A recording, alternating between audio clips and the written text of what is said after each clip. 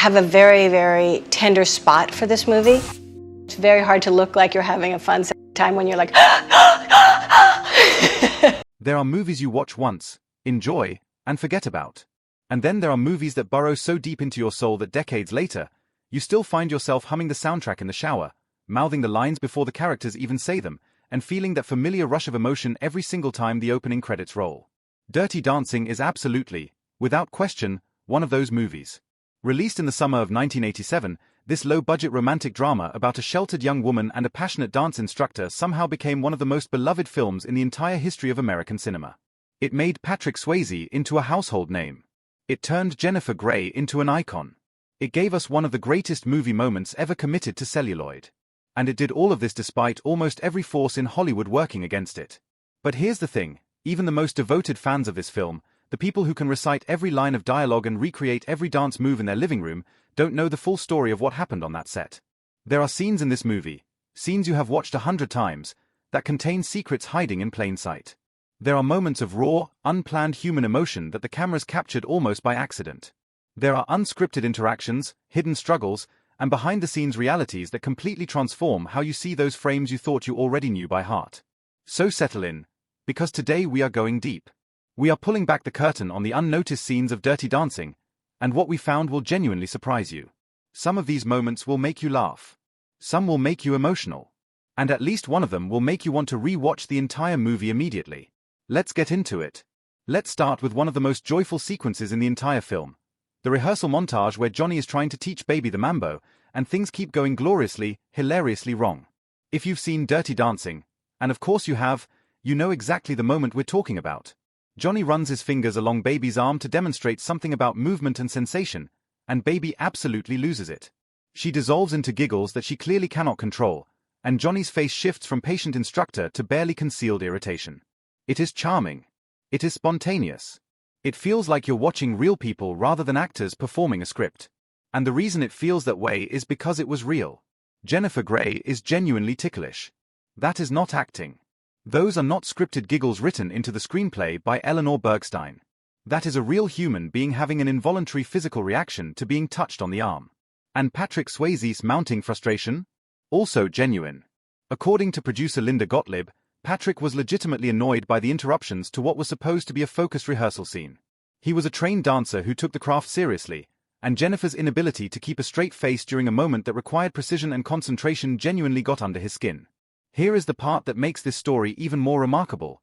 Nobody remembered filming it. When the production team was going through footage in the editing room, their dance editor stumbled upon this sequence almost like finding buried treasure. The team had shot a version of the scene where Jennifer managed to hold herself together, and that was the version everyone assumed would be used. The tickle footage had essentially been forgotten. When the editor flagged it and played it back for the team, the entire room erupted in laughter. They showed it to Patrick and Jennifer, who were equally delighted and equally shocked to be reminded that this had even happened. And then, in a decision that proved their instincts were absolutely right, they chose the unplanned, unscripted, uncontrollable version over the polished one. That spontaneous moment is now one of the most quoted, most referenced scenes in the entire movie. It is in highlight reels. It is in anniversary retrospectives. It is the scene people bring up when they talk about the natural chemistry between the two leads. And it almost ended up on the cutting room floor because everyone forgot it existed. The next time you watch that scene and feel that warm, involuntary smile spread across your face, know that you are responding to something completely real. That joy was not manufactured. It escaped. If the tickle montage is the most beloved accidental scene in Dirty Dancing, then the sequence set to Mickey and Sylvia's Love is Strange is its quieter, more intimate counterpart. In this scene, Johnny and Baby move together in a loose, playful way that feels entirely different from the structured choreography that dominates the rest of the film. There's a looseness to it, an ease, a sense that these two people genuinely enjoy being in each other's presence. Audiences have always responded to it as one of the more tender moments in the movie, a glimpse of who these characters are when they're not performing or proving themselves. What most people don't realize is that Johnny and Baby weren't performing at all. The cameras were rolling, but the actors didn't know it. This was captured during a rehearsal break, a moment where Patrick and Jennifer were simply moving together as dancers do when they're warming up or loosening their bodies between takes. The crew, recognizing that they were witnessing something that couldn't be choreographed or replicated under the pressure of a formal shoot, kept filming without announcing themselves. The result was footage of two people just being human with each other, and it made it into the final cut of the film. This is one of the great paradoxes of movie making. Sometimes the most authentic moments are the ones that happen when everyone stops trying so hard. The formal scenes, the ones with lighting setups and multiple takes and directors calling action, can feel stiff precisely because everyone is aware they're being watched. But steal the camera into a quiet corner and point it at people who are just existing, and you might capture something that no amount of technique or talent could manufacture on demand. That's what happened here.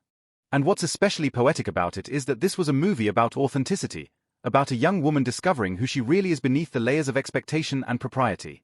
The fact that its most authentic moments were the accidental ones feels almost too perfect. Now we need to talk about the lake. Because no conversation about hidden truths in Dirty Dancing is complete without acknowledging what that iconic scene actually required of the people making it. The image is burned into cultural memory. Patrick lifting Jennifer overhead in a shimmering lake, sunlight everywhere, music swelling, the moment of triumph that the whole film has been building toward. It looks like pure cinematic magic. What it actually was, on the day it was filmed, was something considerably less romantic. Filming had shifted into autumn due to production delays. The crew was trying to maintain the illusion of summer. They spray-painted grass and leaves green, they adjusted lighting to mimic the warm golden tones of July, but they could not change the temperature of the lake. By the time they shot the famous swimming scenes, the water had dropped to around 40 degrees Fahrenheit. Jennifer Grey later described the experience as genuinely horrifying. She said the only reason she was able to get through it was the combination of youth, hunger, and sheer determination not to be the person who stopped the production. Patrick's description of the water temperature was equally unglamorous. He recalled that the cold was of a quality that reached into your bones and stayed there. But the temperature was only part of Patrick's challenge. What most viewers have never known is that Patrick Swayze was performing in serious, chronic pain throughout the entire film. Years before Dirty Dancing, during his time on Broadway, he had sustained a severe injury to his knee. The cartilage had been so badly damaged that the bones were essentially grinding directly against each other with every movement. Every rehearsal, every take, every lift was accompanied by pain that most people would have used as a legitimate reason to step back from a physically demanding role entirely. Instead, Patrick hid it. He performed with a professionalism so complete that the cameras never captured a wince, never caught him favoring one leg, never revealed the reality of what it was costing him physically to be Johnny Castle. During one sequence involving log balancing, another scene that looks almost playful on screen, Patrick fell repeatedly, each fall sending a shockwave through his already damaged knee. The swelling became severe enough that medical staff had to drain fluid from the joint just to allow him to continue filming. He kept going. The tight 43-day production schedule left no room for extended recovery, and Patrick's commitment to delivering every scene fully and authentically meant he never asked for accommodations he almost certainly deserved. What you see when you watch those dance sequences is not effortlessly. It is effortlessly painstakingly constructed over a foundation of real physical sacrifice. Jennifer reflected on the lift in her memoir, describing the emotional reality of that moment.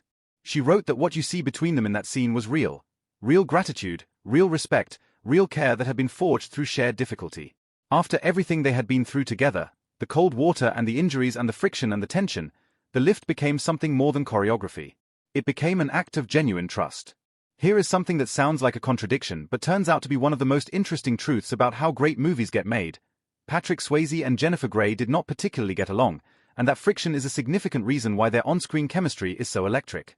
This was not their first professional encounter. The two had shared the screen in the 1984 film Red Dawn, and whatever dynamic developed between them during that production carried over into Dirty Dancing and shaped the early weeks of filming in complicated ways. Their approaches to acting were fundamentally different. Patrick was trained, physical, and instinctive, a dancer who had learned to translate that bodily intelligence into character. Jennifer was more emotionally driven, more internal, more prone to working through moments with feeling rather than form. Patrick found her unpredictability frustrating. Jennifer found his confidence occasionally intimidating. These differences showed up on set in real ways. There were arguments. There were moments of visible tension that the crew had to navigate carefully. Jennifer could be moved to tears by criticism, which disrupted the rhythms of a shoot that didn't have time to pause for feelings. Patrick, by his own later account, was not always patient with these disruptions. The director and choreographer Kenny Ortega, who worked with them both throughout production, described the experience of managing this dynamic as watching human fireworks, dazzling and a little bit dangerous. And yet, the producers, recognizing that the chemistry test Patrick and Jennifer had filmed together was undeniably magnetic, found a specific solution to the problem. When tensions became too high and the two leads seemed to have lost their way with each other, the team would show them footage of that original chemistry test. They would remind Patrick and Jennifer, visually and concretely, of what was possible between them when they were at their best. It worked. Not because it resolved the underlying tensions, but because it gave both of them evidence that something real existed between them, something that transcended their differences and their conflicts. What audiences read as desire and tension on screen is, in part, actual desire and tension that existed between two very real people who were simultaneously frustrating each other and undeniably drawn to something in each other. The push and pull is authentic. The moments when Johnny and Baby seem to be working something out through movement, when the dance feels like an argument and a reconciliation happening at the same time, those moments land because that's essentially what was actually happening.